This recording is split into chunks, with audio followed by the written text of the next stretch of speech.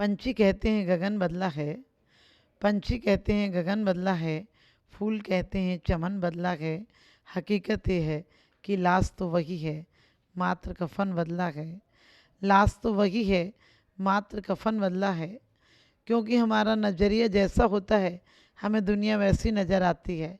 लोग कहते हैं कि समय कटता नहीं, जवानी में समय मिलता नहीं और बुढ़ापे में समय कटता नहीं। लोग कहते हैं वक्त के हाथ में कुछ नहीं है, लेकिन मैं कहती हूँ वक्त इंसान की पहचान करा देता है। वक्त निकल जाता है लेकिन इंसान की पहचान करा देता है। इस समय से सुंदर ज़िंदगी में कुछ नहीं होता है। किसी ने कहा भी है कि पुण्य सिर्फ इतना है कि हर समय को पुण्यमय बनाओ, हर समय का उपयोग सदुपयोग में करो, हर समय का उपयोग वाणी काया और मन से अच्छे विचारों को करो। इतना ही धर्म है। धर्म कोई सिर्फ शब्दों को रटना नहीं है। धर्म को हमें पंछियों की तरह हम जिंदगी में कभी किसी चीज़ का एहसास नहीं लेते हैं। हम रोज़ सूरज को निकलता हुआ देखते हैं, एक दिन हमारी ज़िंदगी का सूरज भी शाम की तरफ चला जाएगा। हमारी ज़िंदगी भी जो मिली थी अनमोल 84 लाख योनियों में, रामायण में एक चौपाई आई है, बड़े भाग्य मानुष तन पावा, सुर नर पशु सब तर सही आवा। कि बड़े भाग्य मानुष तन पावा। ये मनुष्य का जन्म हर इंसान को नहीं मिलता है, और मनुष्य वही होता है जो मानवता को लाए। मनुष्य वही होता है, इंसान वही होता है जो ईश्वरत्व को प्राप्त करे। बाकी इंसान तो आते हैं, कमाते हैं, नौकरी करते हैं, पढ़ाई करते हैं, बूढ़े होते हैं, पेंशन पाते हैं और मर जाते हैं। जिंदगी भर हम कमाते हैं लेकिन खाली हाथ चले जाते हैं। लेकिन जो ज़िंदगी का सदुपयोग करते हैं वो इंसान के चोले में भगवान बन जाते हैं। वो परमात्मा की तरह यहाँ पूजे जाते हैं। उनका नाम सिर्फ इंसानों में नहीं भगवानों में आता है, क्योंकि जो समय की कीमत करता है उसे जीवन समयसार बना देता है। जिस प्रकार से समय पर दूध में जामन डाला जाए तो दही भी मिलता है, मक्खन भी मिलता है और मक्खन से घी भी उपयोग होता है।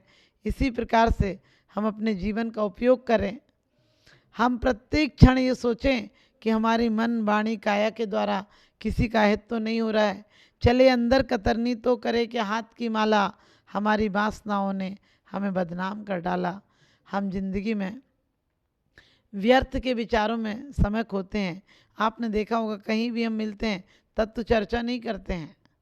हम लोग कहते हैं धर्म करना चाहिए, लेकिन करना कोई नहीं चाहता है। हम कहते हैं धर्म किस जन्म में मिलेगा, समाधि किस जन्म में मिलेगी। अरे हर समय को सम्यक पूर्वक जियोगे तो जो मिलेगी वह समाधि हो जाएगी। हर समय को यदि तुम परमात्मा में लगाओगे तो तुम एक दिन परमात्मा हो जाओगे। जुआरी से रखोगे अगर दोस्ताना, जुआरी समझ लेगा तुमको जमाना। आज हम अधिक समय पापी लोगों के बीच, विकल्प करने वालों, नकारात्मक व्यक्तियों के बीच निकालते हैं। उसके बाद कहते हैं हमारे जीवन में शांति नहीं है। हमारे जीवन में शांति की फसल बोएंगे तो शांति होगी। लोग कहते हैं बच्चे आजकल चिड़चिड़े हो गए। आपने कभी सोचा बच्चे चिड़चिड़े क्यों हो गए? क्योंकि बड़े बुजुर्गों का आशीर्वाद नहीं मिलता है। घर में शिक्षाप्रद कहानी सुनने को नहीं मिलती हैं।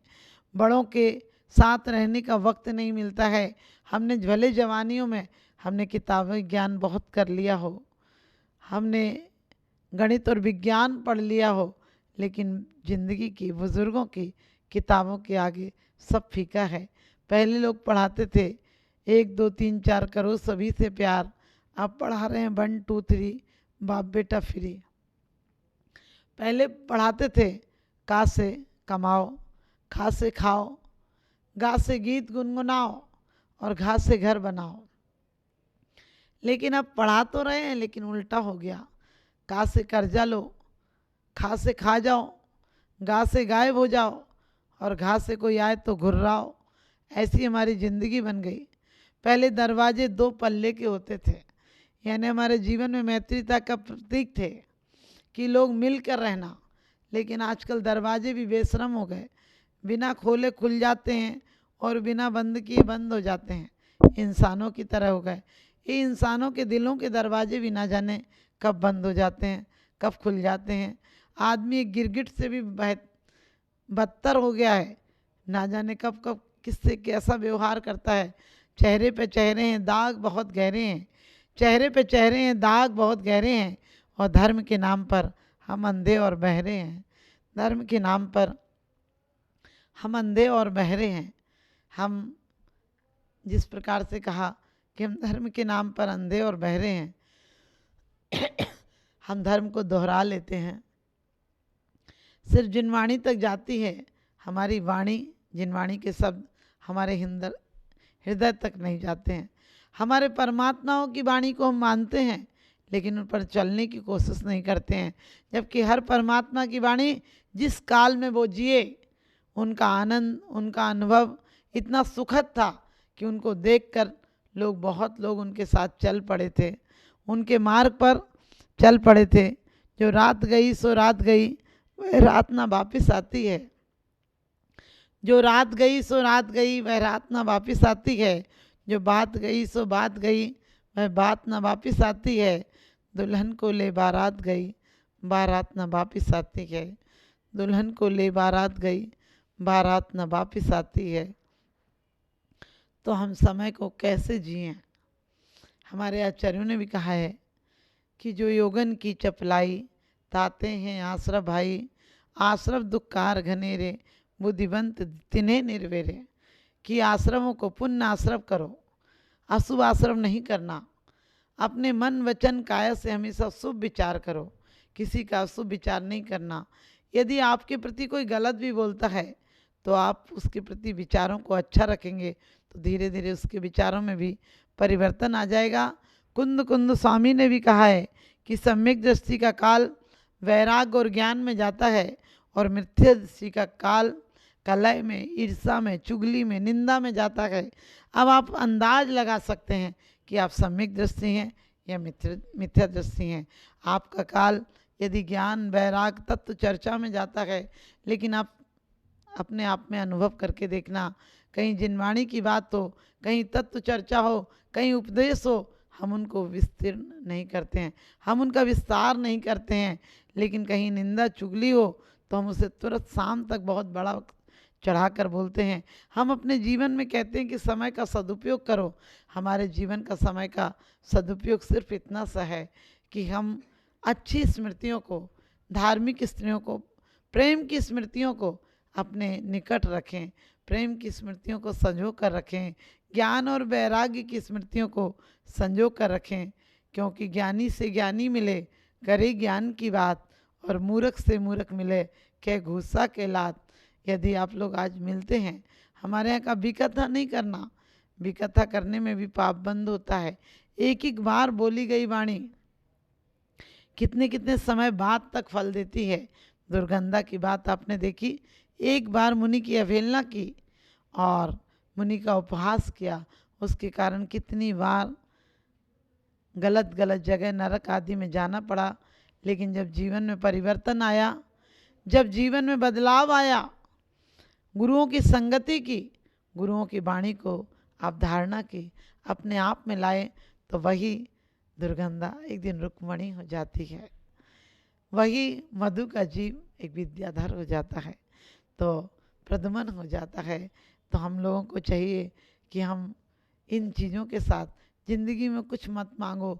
मांग कर देखा है, भिखारीपन में ज़िंदगी गुजारी है। एक बार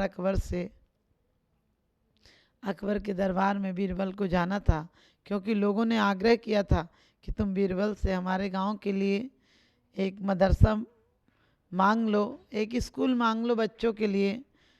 बीरबल ने मना किया, लेकिन अचानक गया तो मांग कर देखा, मांगने गया था लेकिन देखा कि अकबर भी नवाज के बाद खुदा से मांग रहा है।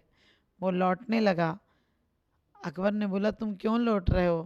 कहने लगे मैं तो सोचता था कि आप बहुत बड़े आदमी, आप भी मांग रहे हैं, तो फिर आपके बीच में और परमात्मा के बीच में आप जैसे दलालों को क्यों डालूंगा, मैं खुद मांग लूँगा। तो भगवान से मांगना मत, क्योंकि भगवान, हमारी सोच छोटी है। हमें कितना मांगेंगे, हम अपनी सोच से घर परिवार मकान दुकान मांगेंगे जो कि मौत छीन लेगी। हम वो मांगे परमात्मा से जो कि उन्होंने उसको पाया है, जो ज़िंदगी में बड़ी मुश्किल से मिलता है, जो जिसके लिए हम 84 लाख योनि में प्रयास करते आ रहे हैं। किसी ने पूछा, हमसे किसी ने पूछा कि आपका समय कैसा गुजरता है। मैंने कहा समय अपने आप में गुजरता नहीं, समय को सार्थक बनाना चाहिए।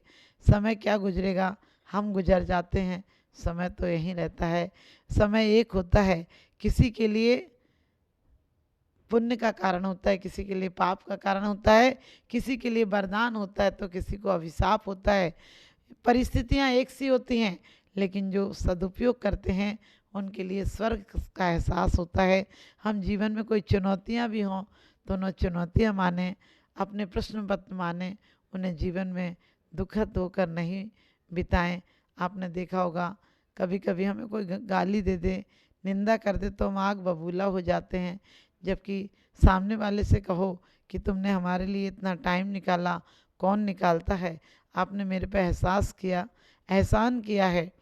एक बार की बात कि बुद्ध को किसी ने गालियाँ दी, और गालियाँ दी तो वो कहने लगे कि अब मैं क्या करूं, तुमने तो मुझे गालियाँ दी, तुम्हारे पास थी गालियाँ इसलिए दी, मेरे पास नहीं, मैं तुम्हें क्या दूं। उन दुष्टों ने कहा कि हमने गाली दी है तो आप भी गाली दो। उन्होंने कहा मेरे पास सामान ही नहीं, मेरे पास माल ही नहीं, मैं तुम्हें क्या दूं, तुम कहो तो मैं थोड़ी देर रुक सकता हूँ। तो उन्होंने कहा कि हमारी तो बेइज्जती हो जाएगी, कुछ तो दो। उन्होंने कहा पीछे गांव वाले आए थे, मिठाइयाँ लाए थे, मुझे जितनी लेनी थी मैंने ले ली, बाकी उन लोगों ने बांट ली। अब तुम जो लाए हो मुझे नहीं चाहिए, तुम आपस में बांट लो, खुशियाँ तो बिकती ही नहीं।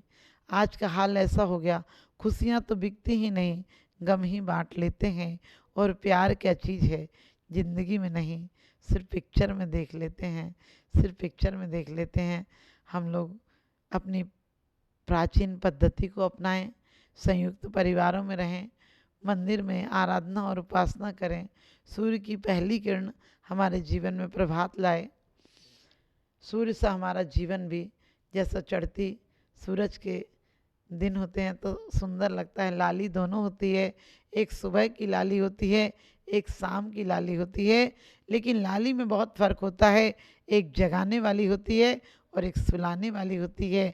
हमारे बुढ़ापे में भी लाली, यानी बुढ़ापे में आदमी निर्बल हो जाता है, काम बस में नहीं होता है, इसलिए कहा अर्ध मृतक सम बूढ़ापनो, कैसे रूप लखें आपनो। तो वास्तव में जो जिंदगी की लालिमा है उसको हम लालिमा ही बने रहने देंगे। हम शरीर से भले वृद्ध हो जाएं, हम अपने विचारों से जवानी को बनाए रखेंगे, अपने विचारों में हर्ष उल्लास और कुछ कर गुजरने की, किसी की हेल्प करने की, किसी को मित्र बनाने की, किसी को प्रेम बांटने की अपनी लगन रखेंगे। क्योंकि बूढ़ा व्यक्ति वो नहीं होता है जो शरीर से झुर्रियाँ पड़ जाएं, बूढ़ा व्यक्ति वो होता है जिसके जीवन में निराशा मायूसी आ जाए। तुम अपने जीवन को कभी बूढ़ा नहीं होने देंगे। हम अपने जीवन में ज़िंदगी से इतनी दिल लगी क्यों, ज़िंदगी से इतनी दिल लगी क्यों, वो तो एक दिन जाएगी। और मौत से इतनी दहशत क्यों, वो तो एक दिन आएगी। मौत से इतनी दहशत क्यों, वो तो एक दिन आएगी। मौत आएगी उसके पहले हम मोक्ष जाएंगे, मौत आएगी उसके पहले हम अपने घर जाएंगे। कौन कहता है, कौन कहता है कि मौत आएगी तो मैं मर जाऊंगी। अरे मौत के साथ तो मैं अपने घर जाऊंगी, मौत के साथ तो मैं अपने घर जाऊंगी। मौत में वही व्यक्ति घबराता है, वही व्यक्ति बेहोश हो जाता है जो ज़िंदगी भर बेहोशी में जीता है, मदहोशी में जीता है, गफलत में जीता है। लेकिन जो व्यक्ति ज़िंदगी भर विवेक में, ज्ञान में, अप्रमत्त अवस्था में जीता है, वह जीवन में जो कुछ होता है वो पुण्य हो जाता है और वो जीता है तो वो शमशान नहीं निर्वाण जाता है। आप सब भी शमशान नहीं निर्वाण जाएंगे। इन्हीं शुभभावनाओं के साथ बोलिए आदिनाथ भगवान की। समय जिंदगी में बहुत कुछ दिखा देता है। समय कोई न जाने इस जीवन में कैसी घड़ी आ जावे, कोई न जाने इस जीवन में कैसी घड़ी आ जावे। राज तिलक की मंगल वेला, राम सिया बन जावे। समय ने क्या क्या दिखा दिया। लोग महोत्सव के लिए आए थे, लेकिन एक वरदान ने इतिहास बदल कर रख दिया। हर इंसान चाहता है कि उसका जीवन सुखद बने। मंथरा ने भी कैकई को यही समझाया था कि अभी तुझे पता नहीं चल रहा है, जब राम राजा हो जाएगा फिर तुझे कौन पूछता है। अभी तो राम माँ माँ करता है, लेकिन मैं तेरी धाय माँ हूँ, मैंने तुझे पाला है। ऐसी शब्दों की चाशनी उसने दी कि कैकई का भी दिल बदल गया और कैकई ने अनजाने में वरदान मांग लिया। कैकई ने सच पूछो ये वरदान नहीं मांगा था कि राम को वनवास हो, उसने सिर्फ भरत का राज्य मांगा था। लेकिन एक आदर्श बेटा देखिए, बाप के लिए राज दरबार छोड़कर चला जाता है। और आज का बेटा होता तो बाप को कहता कि आपने वचन दिया होगा, आप छोड़कर चले जाइए। आज के बेटे बच्चे माँ बाप से कहते हैं कि तुमने हमारे लिए किया क्या है, जबकि राम पिताजी से कहते थे कि पिताजी इस राज्य की तो सीमा है, लेकिन आपके आशीर्वाद से जिस वनवास में मैं रहूँगा उसकी कोई सीमाएं नहीं है। आप मुझे आशीर्वाद दें कि मैं असीम राज्य का शासक बनूं, और असीम राज्य का नहीं स्वयं का शासक बनूं, कि अपने अंदर कोई विकृतियां नहीं लाऊं। और एक आदर्श राम का इतिहास देखिए कि वो कैकई के भी पैर छूकर गए थे, लेकिन जिंदगी के मंडप में हर खुशी कुंवारी है। जिंदगी के मंडप में हर खुशी कुंवारी है, और यहाँ कौन किससे मांगने जाए, हर कोई भिखारी है। यहाँ कौन किससे मांगने जाए, हर कोई भिखारी है। वास्तव में जैसा कि कहा कौन किससे मांगने जाए, हर कोई भिखारी है, तो उन्होंने सोचा तो यही था कि जिंदगी में अच्छा हो जाएगा। कैकई ने सोचा था, लेकिन हवस अरमान इंसान के कभी पूरे नहीं होते, अगरचे दिल से इसका मुद्दा निकले तो अच्छा है। कैकई राजमाता तो नहीं बनी, जैसा कि मंथरा ने समझाया था कि तब तेरे बेटे को राज्य मिल जाएगा भरत को, तब तू जहाँ से जाएगी राजमाता के नारों से पथ गूंज जाएगा। लेकिन ऐसा नहीं हुआ, कैकई बदनाम हो गई। आज सदियां बीतने के बाद भी लोग अपनी बेटी का नाम कैकई नहीं रखते हैं, कौशल्या रखते हैं, जबकि काम माँ कैकई के करते हैं। उनके इतने बड़े बेटों में कोई भेद नहीं था, प्रेम था। ऐसा आदर्श प्रेम था कि भरत ने राम की खड़ाऊं रखकर राज्य शासन किया।